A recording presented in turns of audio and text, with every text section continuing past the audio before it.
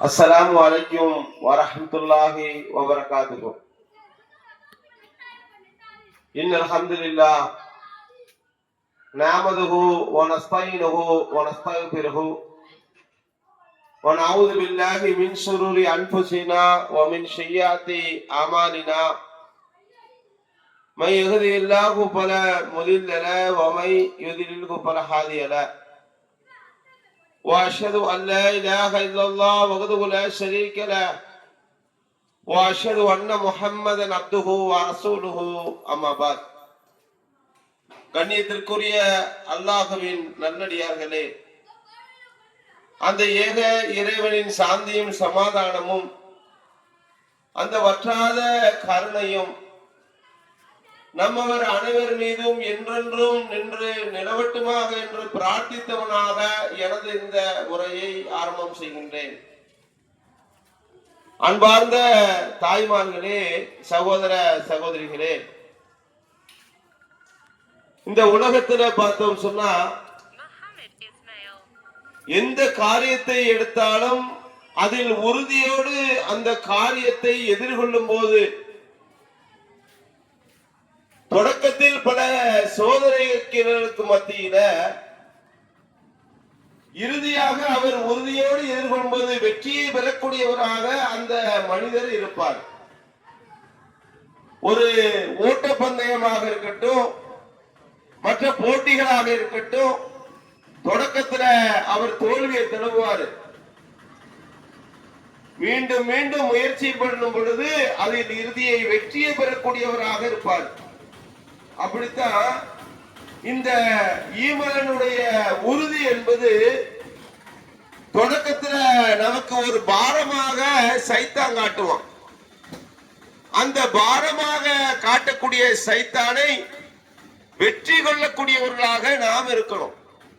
எந்த அளவுக்குன்னு சொன்னா, சைத்தான் பல ரூபத்தில் வருவான், நமக்கு பல பிரச்சனைகளை ஏற்படுத்துவான், இன்னல்களை கொண்டுருவான். நாம என்ன செய்யணும் சொன்னா, இது ஒரு சைத்தானுடைய வழிகேடு.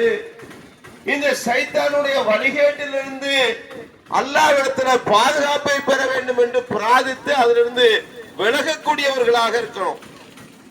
அல்லாஹ் பலகட்ட சோதனைகளை சில பேருக்கு கொடுப்பான். சில நேரத்தில் பார்த்தோம் சொன்னா வியாபாரத்துல தோல்வியை கொடுப்பான், வியாபாரத்துல நஷ்டத்தை கொடுப்பான். நாம் என்ன செய்யணும், அதில் உறுதியோடு எதிர்கொள்ளக்கூடியவர்களாக அல்லாஹ்வுடைய அருளை பெற வேண்டும் என்ற நோக்கத்துல நாம் வியாபாரத்துல கவனமாக உறுதியோடு செய்யும் போது இறுதியில பார்க்கும் போது சிறந்த ஒரு வெற்றியை தரக்கூடியவனாக அல்லாஹ் ரப்பல் ஆலமீன் இருப்பான் என்பதை நாம புரிந்து கொள்ளணும். நம்பிக்கை இழக்கக்கூடாது, உறுதியோடு ஈமான் கொள்ளக்கூடியவர்களாக நாம் இருக்கணும். சோதனை வருதா, இது அல்லாஹ்வுடைய சோதனை, அல்லாஹ் நம்மை கைவிட மாட்டான் என்று எண்ணக்கூடியவர்களாக இருக்கணும். ஒரா தத்தபிய குத்துவாதி சைத்தான், அல்லாஹ் திருமறை குர்ஆன்ல சொல்றான். சைத்தான் என்பவன் பகிரங்க வழிகேடு என்று சொல்றான். அப்ப தொடக்கத்துல என்ன வர இன்னல்கள் வரும்போது முன்னேறி செல்லக்கூடியவர்களாக இருக்கணும்.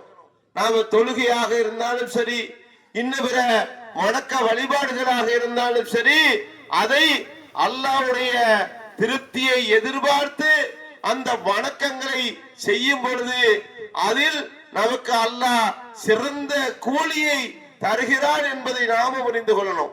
உலகத்துல பார்த்தோம் சொன்னா, இப்ப கண்ணுக்கு முன்னாடி பாலஸ்தீனில் உள்ள நிகழ்வுகளை நாம எண்ணி பார்க்கணும். அதுல ஒரு சிறிய குழந்தை, அந்த குழந்தைய ஒரு பத்திரிகையாளர் கவனமாக பார்க்கிறார்.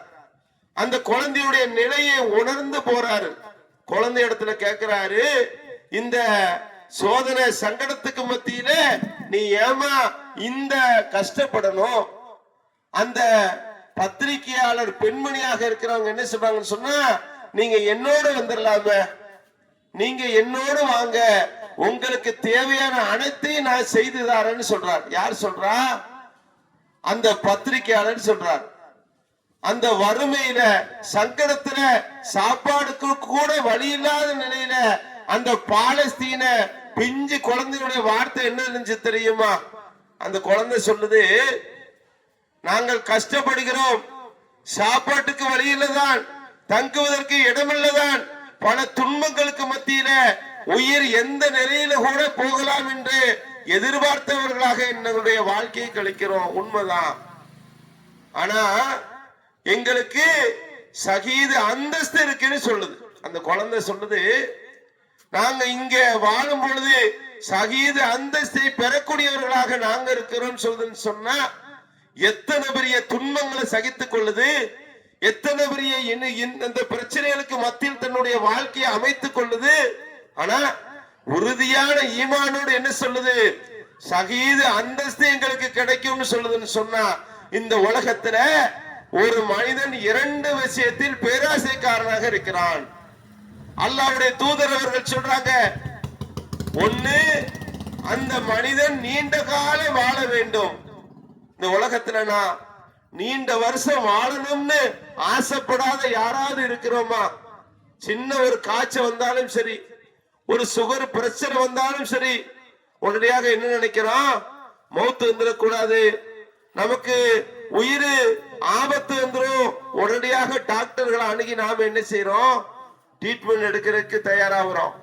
அதுக்கு முன்னாடி என்னென்ன உடற்பயிற்சி இருக்கோ அதையெல்லாம் செய்ததுக்கு தயாராக இருக்கிறோம். மாத்திரம் சரியா சாப்பிடுறது என்ன காரணம், இந்த உலகத்துல நீண்ட காலம் நான் வாழணும்.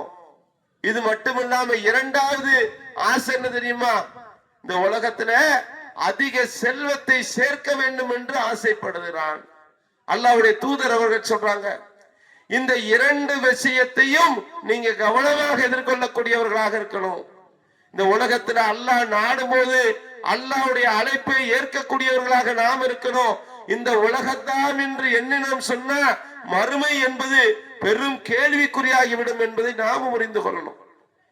ஈமான் உறுதிக்கு மற்றொரு அழகான உதாரணம் தெரியுமா, அதே போல பாலஸ்தீனை சார்ந்த ஒரு வீரன், சிறந்த ஒரு வீரன், சின்வர் சுமாஸ்ங்கிற ஒரு சமுதாய போராளி, இந்த உலகத்துல எதையும் பெரிதாக எண்ணாமல் தன்னுடைய மறுமை வாழ்வுதான் சிறந்தது என்று தன்னை செதுக்கிக் கொண்ட அழகிய போராளி ஒருவர் சின்வர் சுமாஸ். இந்த சின்வர் சுமாஸ்ங்கிறவர் பாலஸ்தீனை சார்ந்தவர், ஒரு போராளி குழுவுடைய தலைவர். இவர் என்ன செய்யறாரு தெரியுமா, ஒரு பத்திரிகையாளர் கேட்கிறார், நீங்க இங்க உங்களுடைய வாழ்க்கை இவ்வளவு சங்கடத்துக்கு மத்தியில நீங்க ஏன் இவ்வளவு சிரமப்படணும் கேட்கும் போது அவர் சொல்றாரு, நாங்க அல்லாஹ்விடத்துல பிரார்த்தனை செய்வோம், எங்களுடைய பிரார்த்தனைகள் ஏற்கப்பட்டுச்சுன்னு சொன்னா நாங்க சந்தோஷப்படுவோம். அதே எங்களுடைய பிரார்த்தனை ஏற்கப்படலன்னு சொன்னா 10 மடங்கு சந்தோஷப்படுவோம் சொல்லி இந்த போராளி சொல்றார். என்ன இது வித்தியாசமா சொல்றாரு, ஒரு பிரார்த்தனை ஏற்கப்பட்டுச்சுன்னு சொன்னா சந்தோஷம்தான், ஏற்கப்படலன்னு சொன்னா சாதாரணமாக நாம என்ன எண்ணுவோம், நம்முடைய பிரார்த்தனை அல்லாஹ் அங்கீகரிக்கலையா, நம்முடைய தேவை நிறைவேறலையா, அல்லாஹ்க்கு கேட்கலையா, கவனிக்கலையாங்கிற மாதிரி சைத்தான் நம்மள வழிகெடுத்துருவான். ஆனா இந்த சின்வர் சும்மா சொல்றாரு, என்னுடைய பிரார்த்தனை ஏற்கலன்னு சொன்னா அது 10 மடங்கு சந்தோஷத்தை தரும். என்ன காரணம், இந்த உலகத்துல தான் விரும்பியதை விட அல்லாஹ்வுடைய விருப்பம்தான் சிறந்தது என்று அந்த போராளி உணர்ந்தார். அப்போ எந்த அளவுக்கு ஈமானுடைய உறுதி பாருங்களேன். அல்லாஹ்வுடைய விருப்பத்தை பெற வேண்டும் என்று தன்னுடைய வாழ்க்கையை அர்ப்பணிக்க கூடியவர்களாக இந்த உலகத்தில் வாழ்ந்த எத்தனையோ பேருடைய வாழ்க்கை வரலாறுகளை பார்க்கும் போது இந்த அளவுக்கு ஈமான் உறுதியா என்று எண்ணும் அளவுக்கு சிறந்த ஈமானை கொண்டு வாழ்ந்தவர்கள் இருக்கிறாங்க. நம்முடைய ஈமான் எப்படி இருக்கு, பஜருக்காக தொழுகைக்கு அலாரம் வைப்போம், தொழுகைக்காக வேண்டிய அலாரம் அடிக்குது, நம்ம உள்ளம் என்ன சொல்லுது, இன்னும் நேரம் இருக்குதானே, இன்னும் நேரம் இருக்குதானே, தொழுகைக்கு போயிடலாம் அப்படின்னு சொல்லி அந்த அலாரத்தை ஆஃப் பண்ணிட்டோம் சொன்னா காலையில எத்தனை மணிக்கு எழுந்திருக்கிறோம், காலையில பார்த்தோம் சொன்னா 7-8 மணிக்கு அப்படி பலன்னு சொல்லி அப்படி சூரியன் உதிச்சு வெயில் அடிக்கும் போதுதான் நாம உணர்ந்தோம். அதுக்கப்புறம் நம்ம உள்ளம் சொல்லும், ஐயா அலாரம் எல்லாம் வச்சமே தொழுகையாக உறங்கிட்டோம்னு சொல்லி நாம உள்ளம் கவலை கொள்ளக்கூடியவர்களாக நாம இல்ல எத்தனை பேர் இருக்கிறோம். சில பேர் அந்த கவலை கூட இல்ல, தொழுகையில கூட முழு கவனம் இல்லாமல் பள்ளிவாசலுக்கு வெள்ளிக்கிழமை போவாரு. மீண்டும் எப்ப பள்ளிவாசல் தெரியும் சொன்னா மீண்டும் அடுத்த வெள்ளிக்கிழமை தான் அவருக்கு அந்த பள்ளிவாசல் தெரியும். அப்ப சிந்தித்து பார்க்கணும், தொழுகை என்பது எவ்வளவு முக்கியமான விஷயம். அந்த தொழுகையை பாழ்படுத்தும் நோக்கத்தோடு சைத்தானுடைய ஊசலாட்டம் நம்மை வழிகெடுத்து விடக்கூடாது என்பதை நாம புரிந்து கொள்ளும். அல்லாஹ் ரப்பல் ஆலமீன் திருமறை குர்ஆன்ல சொல்லும்போது, வலா தஹினு வலா தஹ்சனு வ அன்துமுல் ஆலவுன இன் குன்தும் முஃமினீன். என்ன சொல்றான்?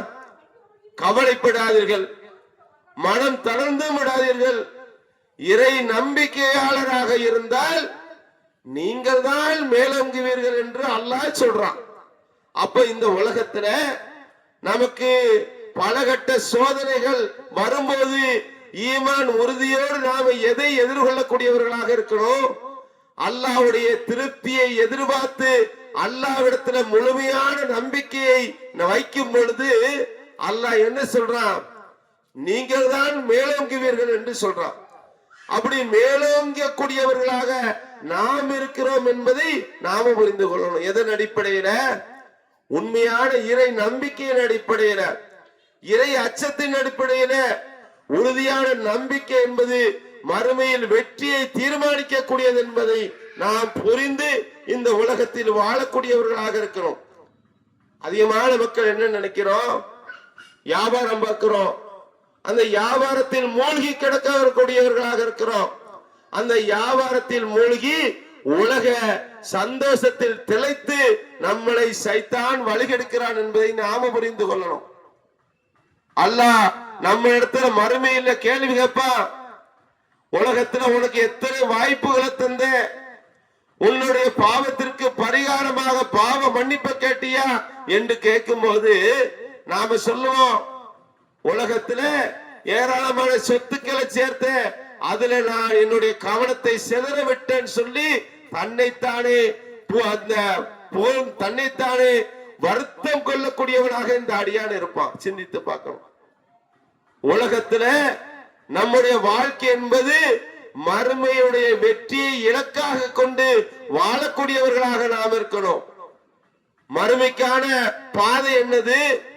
மறுமைக்கான சிந்தனை என்னது?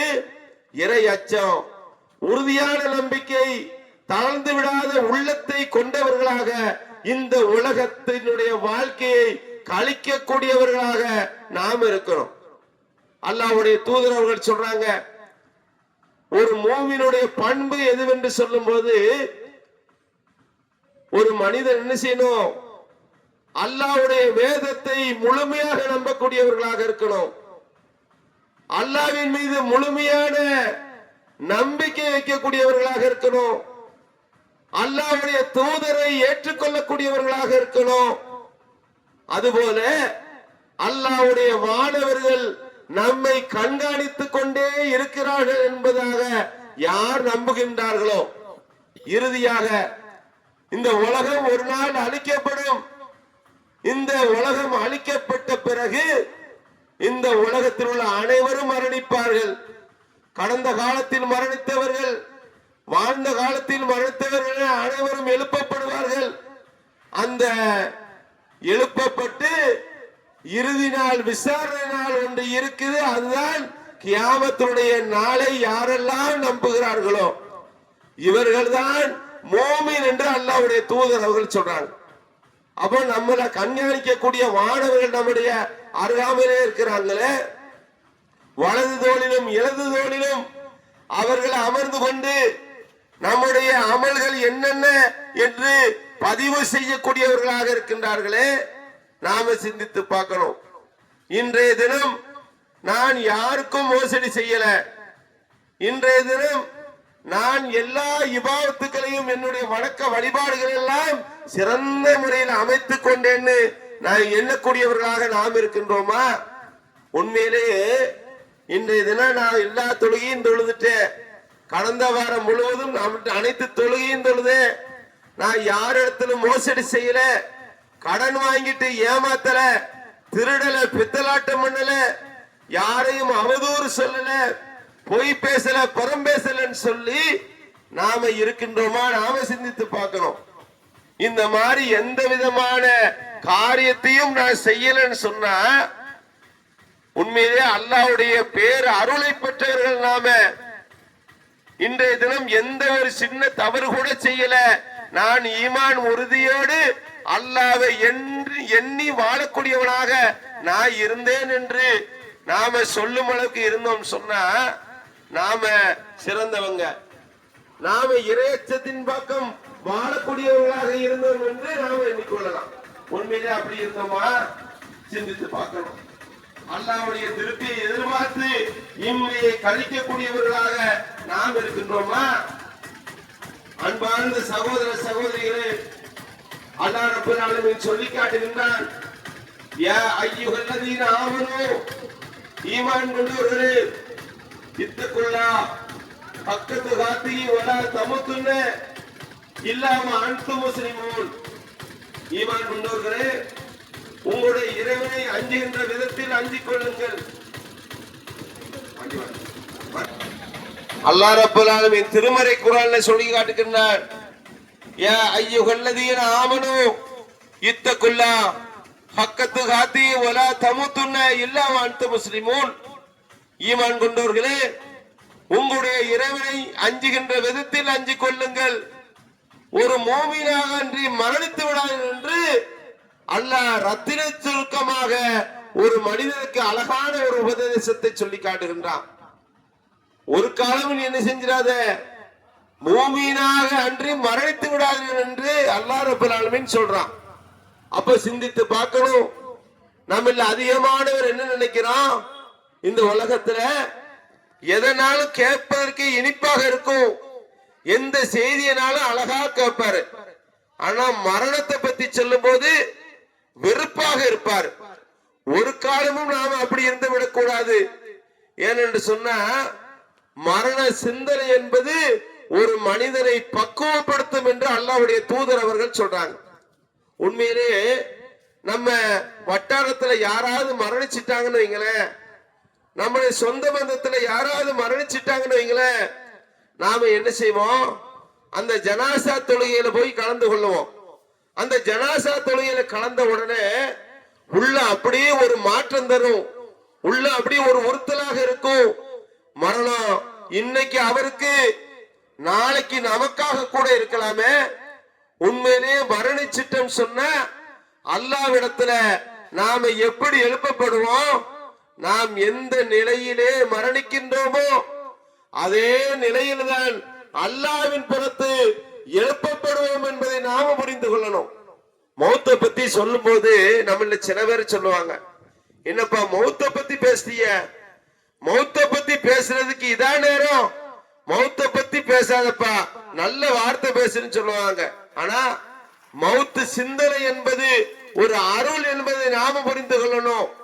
அந்த மரண சிந்தனை என்பது ஒரு மனிதனை அழகான முறையில் பக்குவப்படுத்தக்கூடிய ஒரு அழகான ஒரு வழிகாட்டுதல் என்பதை நாம புரிந்து கொண்டோம் சொன்னா உண்மையிலே மரண சிந்தனை என்பது நல்ல ஒரு வழிகாட்டுதல். இந்த உலகத்துல மரண சிந்தனை வந்துருச்சுன்னு சொன்னா அவர் என்ன செய்வாரு? சரியான நேரத்துல தொழுகைக்கு போகக்கூடியவராக இருப்பாரு, நேர்மையாக நடக்கக்கூடியவராக இருப்பாரு, பொய்புறம் பேசாதவராக இருப்பார். என்ன காரணம்? அந்த மரண சிந்தனை என்பது ஒரு மனிதனை பக்குவப்படுத்தக்கூடியதாக இருக்குது. ஆனா மரண சிந்தனையை சிந்திக்காதவர்களாக நம்மில் பலர் இருக்கிறோம் என்பதை நாம புரிந்து கொள்ளணும். தினமும் மரணத்தை எண்ணி எண்ணி வாழக்கூடியவர்களாக இருக்கணும். அல்லாஹ்வுடைய தூதர் அவர்கள் சொல்றாங்க, புத்திசாலித்தனமான மூமின் யாரு தெரியுமா? யார் இந்த உலகத்துல மரணத்தை எண்ணி தன்னுடைய அமல்களை செய்யக்கூடியவராக இருக்கின்றாரோ அவர் புத்திசாலித்தனமான மூமின் என்று அல்லாஹ்வுடைய தூதர் அவர்கள் அழகான முறையில சொல்றாங்க. நாம சிந்தித்து பார்க்கணும். நாம மரணிக்க போறோம். நம்முடைய பெற்றோர்கள் ஒருவேளை மரணித்திருந்தாங்கன்னு சொன்னா அவர்களுக்கு செய்ய வேண்டிய கடமைகள் என்ன? அல்லாஹ்வுடைய தூதர் அவர்கள் சொல்றாங்க, நல்ல பிள்ளைகள் என்பது தன்னுடைய பெற்றோர்களுக்காக பிரார்த்திக்கக்கூடிய பிள்ளைகளாக இருக்குது, சாலிகான பிள்ளைகளாக இருக்குது. அந்த பிள்ளைகள் செய்யும் பிரார்த்தனையின் மூலம் அல்லாஹ் ரப்பல் ஆலமீன் அந்த பெற்றோர்களுக்கு சிறந்த அந்தஸ்தை வழங்குவதாக அல்லாஹ்வுடைய தூதர் அவர்கள் சொல்றாங்க. நாம நமக்காக வேண்டி பிரார்த்திக்கக்கூடிய பிள்ளைகளாக நம்முடைய பிள்ளைகளை வளர்த்திருக்கக்கூடியவர்களாக இருக்கணும். நம்முடைய பெற்றோர்களுக்காக நாம் பிரார்த்திக்கக்கூடிய பிள்ளைகளாக இருக்கணும். நாம் பெற்றோர்களுக்கு செய்யக்கூடிய அழகான ஒரு அமல் எதுன்னு சொன்னா அவர்களுக்கு செய்கின்ற பிரார்த்தனை என்பதை நாம புரிந்து கொள்ளணும். மரண தருவாயில அமர் பின் ஆஸ் ரலியல்லாஹு அவர்கள் சொல்றாங்க, அல்லாஹ்வுடைய தூதர் எந்த அளவுக்கு ஒரு சிறந்த நபித்தோழராக வழிகாட்டினாங்க தெரியுமா? இந்த அமர் பின் ஆஸ் ரலியல்லாஹு தொடக்க காலத்துல மிகப்பெரிய இஸ்லாமிய விரோதியாக இருந்தாரு. அல்லாஹ்வுடைய தூதரை கொலை செய்ய வேண்டும் என்ற நோக்கத்திலே வாழ்ந்தாரு. ஆனால் இஸ்லாத்தை ஏற்றுக்கொண்டு இறுதி தருவாயில இந்த அமர் பின் ஆஸ் ரலியல்லாஹு அவர்கள் சொல்றாங்க, தன் மகனை அழைச்சிட்டு பக்கத்துல வச்சு சொல்றாரு, என்னுடைய மரண நேரம் நெருங்கிருச்சு. என்னுடைய வாழ்க்கையில நான் 3 கட்டங்களை அடைந்தேன். அதில் முதலாவது கட்டம் நபிகளாயத்தை கொலை செய்ய வேண்டும் என்று நான் சுற்றி திரிந்த காலத்தில் நான் மரணிச்சிருந்தேன் சொன்னா நரகத்துக்குரியவனாக இருந்திருப்பேன். என்னுடைய வாழ்வில் 2வது கட்டம் அல்லாஹ்வுடைய தூதரோடு பயணிக்கக்கூடிய காலகட்டம். அந்த காலகட்டத்தில் பல தியாகங்களுக்கு மத்தியில வாழ்ந்த அமர் பின் ஆஸ் ரலியல்லாஹு அவர்கள் சொல்றாங்க, ஒருவேளை நான் அந்த நேரத்தில் மரணித்திருந்தேன் சொன்னா அல்லாஹ்வுடைய அந்த கருணையை பெறக்கூடியவனாக இருந்திருப்பேன். மறுமையில் சொர்க்கத்தில் வாழக்கூடியவனாக அல்லாஹ் ஒருவனாக என்னை ஆக்கி இருந்திருப்பான். ஆனால் என்னுடைய இறுதி காலகட்டமாக இந்த நிலை என்பது என்னுடைய மறுமை வாழ்வு என்னவென்று தெரியலன்னு சொல்லி கண்ணீர் விட்டு அழுகிறான்னு சொன்னா அந்த செல்வ செழிப்போடு வாழக்கூடிய அந்த இறுதி தருணத்தில் தன்னுடைய மறுமை வாழ்வை எண்ணி அழுகிறார். எந்த அளவுக்கு உறுதியான ஈமான் பாருங்களேன். தொடக்க கால வாழ்க்கை என்பது மோசமான வாழ்க்கை. ஆனால் ஒரு மனிதர் மரண தருவாயில கடைசி காலகட்டம் என்பது ஒரு இறை அச்சத்தின் அடிப்படையில் அல்லாஹ்வுக்கு பயந்தவனாக மறுமையை எண்ணியவராக வாழக்கூடிய நிலையில் மரணிக்க வேண்டும் என்பதை நாம புரிந்து கொள்ளணும். இன்றைய தினம் நான் தொழுகலையா, தொழக்கூடியவர்களாக இருக்கணும். நம்முடைய பிள்ளைகள் தொழுகலையா, பிள்ளைகளை தொலை செய்யக்கூடிய வழிகாட்டுதலை நாம செய்யணும். காலையில ஃபஜருக்கு வராம உறங்குச்சா எழுப்பணும். நம்முடைய மனைவி தொழுகாம உறங்குதாங்களா அவர்களை எழுப்பணும். நல்ல மனைவியானவள் யார் என்று அல்லாஹ்வுடைய தூதர் அவர்கள் சொல்றாங்க, அவருடைய கணவர் அசந்து உறங்குறான்னு சொன்னா எழுப்பணும். மீண்டும் அசந்து வளர்ந்து உறங்குறாரா, ரேசா தண்ணீரை தொளித்தேனும் அந்த மனைவியானவள் அந்த கணவரை எழுப்பி விடுவாள் என்பதாக அல்லாஹ்வுடைய தூதர் அவர்கள் சொல்றாங்க. அப்ப சிந்தித்து பார்க்கணும். நாம மரணிக்கும் பொழுது ஒரு தொழுகையாளியாக மரணிக்கணும். நான் மரணிக்கும் பொழுது நான் ஒரு நல்ல இபாதத்தாளியாக மரணிக்கணும். நான் மரணிக்கும் பொழுது சிறந்த ஒரு பெற்றோராக மரணிக்கணும். ஒருவேளை மரணிக்கும் பொழுது மகனாக இருக்குமே ஆனால் நான் ஒரு சிறந்த மகனாக மரணித்தேன் என்று அல்லாஹ்வுடைய திருப்தியை நாடி இந்த உலகத்தை அளிக்கக்கூடியவர்களாக நாம் இருக்கணும். இந்த உலக ஆசை என்பது நம்மளை வழிகெடுத்து விடும். அல்லாஹ்வுடைய தூதர் அவர்கள் எச்சரிக்கை செய்தாங்க, இந்த உலகத்துல மார்க்க சிந்தனையை விட்டு திசை திருப்பக்கூடிய இந்த செல்வத்தின் மீது கவனமாக இருக்க வேண்டும் இந்த உலகத்துல. ஏன்னா இந்த பொருளாதாரம் செல்வம் என்பது மறுமையை மறக்கக்கூடிய விஷயம் என்பதை நாம புரிந்து கொள்ளணும். வியாபாரத்தில் உள்ள மோகம் தொழுகையை தடுத்துரும். சேர்க்க வேண்டும் என்ற மோகம், பொருளாதாரத்தை சேர்க்க வேண்டும் என்ற மோகம் தான தர்மங்கள் செய்வதை விட்டு நம்மை விலக்கிவிடும். பொருளாதாரம் இருக்கா, அதன் மூலம் அல்லாஹ்வுடைய திருப்தியை எப்படி பெற வேண்டும் என்று நம்ம இந்த உலகத்தில் கழிக்கணும். சிறந்த ஒரு நல்ல பூமினாக வாழ்ந்து மரணிக்கக்கூடிய பாக்கியத்தை அல்லாஹ் ரப்பல் ஆலமீன் நம் அனைவருக்கும் தந்தரல வேண்டும் என்று பிரார்த்தித்தவனாக எனது இந்த உரையை நிறைவு செய்கிறேன். வாகிதாவானா அல்ஹம்துலில்லாஹி ரப்பில் ஆலமீன். அஸ்ஸலாமு அலைக்கும் வரஹ்மத்துல்லாஹி வபரகாத்துஹு.